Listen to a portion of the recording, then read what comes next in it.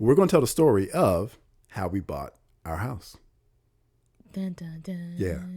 There's actually a video on our channel, a vlog we did of like when we closed on the house and going in the first time and all that kind of stuff. But the lead up to it was very... And we never did a house tour. Yeah, we really did. Not a finished house tour because it took too long for the house to get finished.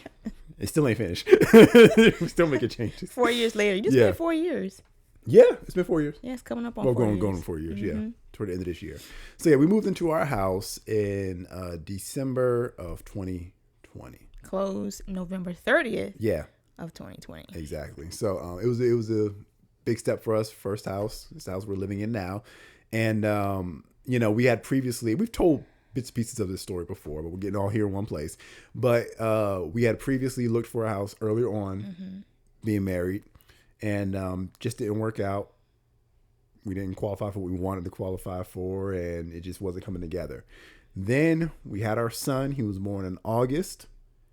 And in September, I heard the word of the Lord very distinctly tell me, start looking for your house. Get up and move out of Canaan and go to the land which I showeth thee.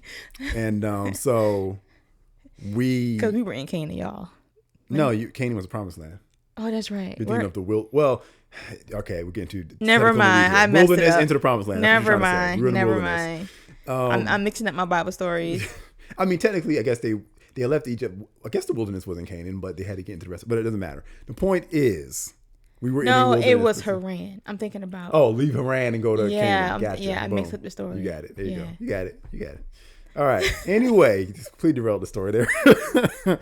So, Lord said, go, and I told you, and of course you were gonna have no problem with that word from the Lord because because I want to be out of there day one. She had been wanting to be out of there. So me coming and saying that to you was just like, yep, let's do it, let's go. But also, but honestly, because we just had JJ, I was like, are you serious? Because I'm in no condition to pack, get ready. I had settled in my mind that this is where we're gonna be for a little while, and I made myself content finally. It was logically the worst time because before we were trying to move, when we were taking into account having children, things like that, one of the thoughts was we got to be in a house and have the space. I believe you had settled in yourself. I'm going to trust God. We'll be fine. We'll make it work in the space that we're in now. Yeah. He's just a small baby. He's going to be in our room. We're going to make it work. But let me tell you, babies take up a lot of space. Don't believe that lie. Babies take up space, y'all, because their stuff takes up space. Their stuff takes up space, and they don't stay small very long. Yeah. And so I thought to myself, oh yeah, he gonna be a small baby for a little bit, so he can take a lot of space. Lies. But because we only had one other bedroom. He had more clothes than we did. But he wasn't going to be in there because that was like our office / junk room because we had so much storage. Not junk room, storage room. So that's why we wanted a house. But we were like, you know what? We'll just wait. We'll trust God. It's time to have a baby. Because we obeyed God on having a baby. And we said we're going to do that. And so then right after that, that's when the Lord says, okay, time to go get a house. And I was like, I wasn't prepared for that. I thought we were, chilling on the house thing for now. So that was September. So we called up our realtor and said, hey, time to start looking for a house again, And everything moved very fast. That was September and December. December 1st, we moved into the house. So it's a very short amount of time for everything to happen. You got to close, you got to find a house, you got to close, put an offer, then close, all that stuff, right? So there's a lot of things that happened, and that whole process was a lot of trust in God. But I'm not going to go into too much every single detail of the story. What I do want to talk about is the day we decided to put that offer in. We're standing in what is now our house, and I was standing in the area that is our dining room area. And you were in the kitchen was straight ahead of me. And our realtor was off to the left here from the living room. And I'm standing there. And throughout the whole process of looking for this house, I'm doing it because that's what God said to do. And I believe that hurt him. But I still didn't really know how to finance this thing was going to work out. I really didn't see how we were going to do it with having to pay a mortgage. That was going to be more than our rent, all that kind of stuff. And so I'm standing there. And I kind of hemmed and hawed on some of the other places we looked at. And I always had a reason because why. My husband was so picky. Yep. He is not a picky person at all. So I'm like, why the heck are you being so picky? I'm the picky one. Yep. But every place we went to, like, I don't like that. I don't like that. I'm like, what? It's like I kept finding a reason to not kind of pull the trigger, And it became very clear to me when the Lord speaks to me, there's sometimes I hear very distinct sentences. And sometimes I get sensations, not sensation, but like a sensing of something, a prodding, but a sensing of something that I can verbalize into a sentence, even if he didn't give it to me as one. And one of the things that I could sense that wasn't specifically verbalized, but I could put into words was that he was waiting on me to decide which house we were going to go with. Mm-hmm. Because it was like, I'm over here waiting for some like, oh, this is the perfect one. But the only perfect house for me that would have made me feel comfortable was a free house, So I was never going to find that. Because when you broke 99. So I was never going to find that. But, and so I realized I was doing a lot of stalling. And so I'm standing here in a house that was perfectly fine. Mm-hmm. There were no lights in the air, no dove descended. But that was clear to me that like, look, Jalen, you're dragging your feet. You got to make a decision. Whatever house you pick, God's going to take care of you. And so we're standing there. And I was trying to get you to be the one to help us back out of this one. So I went to you because our realtor, she was giving us the rundown of all the closing costs and things like that, all this money we didn't have. And so you were in that kitchen and I was like, hey, this is how much money in calculation, because it was like 3% for closing costs and this much for down payment. And I did the math and I was like, this is how much money we're going to need to close. And it was something approaching like $20,000, something like that for everything. And no, it wasn't quite that yet, but I'm gonna explain why. But it was something like that. And I think it was like 9, 10. Yeah. Like it became 20,000 when we realized that I had to pay off my car to get it. And that's when it jumped up. But anyway, so I threw out that number at her and I was like, yeah, what do you think? Kind of hoping she would back off. And now all of a sudden he wants my opinion about is this the house? When every other house, he's like, nah, I don't like it. So I threw it at her because I'm trying to find a way to weasel out of this. Because I'm just operating. You can play at this game, Jack. And she said, you either said, I think you said, I'm going to follow your faith. Yeah, exactly what I said. Because you heard the dollar amount, you're like, I'm going to follow your faith. I'm going to follow your faith. You drag me out here, I'm going to follow your faith. And so she threw the ball back in my court. And I'm like, dang it. So I'm sitting there and I can just kind of sense God watching me, waiting to see what I'm going to do. And the best way I can describe it is, and it's going to get into our topic for the day, but this is the pattern of a godly marriage and a godly organization. Your wife is looking to the husband and that man is looking to God. Mm-hmm. And as long as everybody's looking in those directions, so she's looking at the husband looking to God, everything's going to work out. And so I had to look to God. And I already knew what he told me. He wasn't going to repeat himself. He wasn't going to give me some extra word from the Lord. There was no pastors I need to go to for extra advice and all that kind of stuff. I knew exactly what he had told me, which was start looking for your house. And so I could sense him just waiting for me to take the step of faith and follow through. And so I looked at the realtor and I said, okay, let's put an offer in. And she was like, well, how do you want to go in? Because we had talked about, again, this is 2020.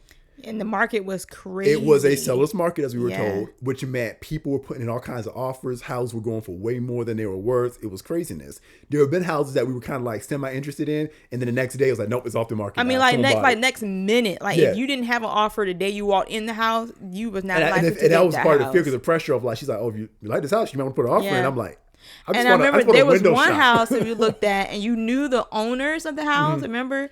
Oh, yeah. And you called up, like, try to, like, see if we could get in because you knew them. It was not that way. No. Like, it was nobody was doing favors for nobody. It was, the highest bidder got the house. Yep. So we were sitting in there and I said, let's put the offer in. And then she said, where do you want to go in? And I said, this is the Lord speaking to me, giving me every word to say. And I said, what should we do? How should we put an offer? And she was like, you really just need to give them what they're asking. You don't need to try to go in if you want to get this house. I said, okay. And that's what we're going to do then. Yeah. And I'm like, at that point, what does it matter? I don't have the money anyway. So, exactly. So. Can you take 20% off? You want to work. Still can afford it. So, and again, it wasn't like the house was crazy expensive or anything like that. It was just. When you are broke 99, everything's expensive. So we put the offer in and a series of miracles happened. First thing that happened was, quote unquote, bad news. We were leaving Aldi because we went to grocery shopping right after that. And I'm just in this mode of like, man, we're doing this. And I get a call from the mortgage, the lending agent. Mm-hmm. And he calls me up and says, okay, well, the house you're about to put an offer in on, we made a mistake when we gave it to you as an option to look at because we didn't put into account the condo fees. So technically you don't qualify for this with your debt to income ratio. ratio. And I'm like, okay, well, y'all the ones that told me this house was something we could look at. So y'all the ones that messed up. He's like, well, if you did have your car loan, then we could, underwrite the loan for this. And I think you had like $9,000. Between $8,000 and $9,000 left on that car. And the Lord began to speak to me immediately what to do. And either the next day or the day following, we paid that car off in full. I won't go into details of all that, but it was basically a gift from someone. And that car got paid off. And it wasn't a family member. No, not a family member. Like, if you heard the full story, you'd be like, this doesn't happen. I remember I told the story to some of my friends. One of them was like, what? Like, he just could not believe it because it sounded so unrealistic. It sounded like I was lying the way the story went. But it happened. And so the car got paid off. And so then we qualified. Then, of course, everybody in this market was paying closing costs. Yes. So that was 3%. And but our realtor said, she had said something, told her, this was God, told her, put the offer in and ask them to pay the closing costs, which again was not common in that seller's market. They agreed to it. So we watched the $20,000 we needed for closing just keep shrinking and shrinking and shrinking. And so by the time it was done, there was still a great deal of money we needed to close that we didn't have, but another miracle happened. Because it all happened about 30 days. We were going to close 30. They were like, are you comfortable with pushing the closing date like 30 days out? I was like, yes, give as much time as possible because I don't know what I'm going to do here. Let's give God time to work, And but it all happened. By the time we went to closing, we had the money in hand to close. And we walked in the house. It was a miracle. All happened in 30 days. Yep. 5-figure miracle that I had never seen that much money come through my hands at one time. But whether through cancellations, favor, or money we put in our hand, it all got done. You sure did. And we got into this house. That's the story how we bought this house. And we've been here and loving it and enjoying it.